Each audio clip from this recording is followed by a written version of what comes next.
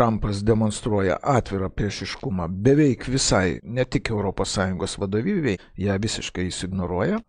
Pasikalba šiek tiek, Marko Rubio su Kaja Kallas net pasikalbėjo, bet visiškas ignoravimas ir tą mes žinom nuo ankstesnės jo kadencijos. Ir didžiosios dalies ES valstybių ir Europos valstybių, tame tarpe Jungtinės karalystės valdžios ignoravimas.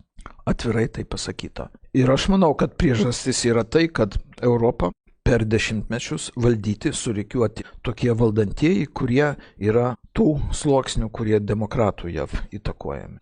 Per juos tai viskas buvo padaryta. Visos spalvotos revoliucijos ir nespalvotos ir kitokios įtakos, viskas padaryta JAV pinigais, dalyvaujant ČŽV ir čia nieko naujo. Tai Trumpui reikalinga kita valdžia, kitos valdžios. Ir aš kol kas matau tik tai Italijos premjerę Meloni, su kuria šnekamasi ir jau paskelbta, kad 200 000 JAV karių iš ten išvyks, iš Italijos.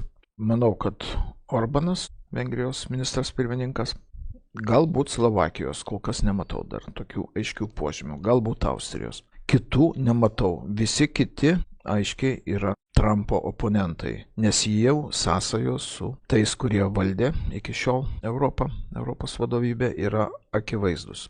Tai klausimas dabar toks, įves, neįves čia muitus Europai.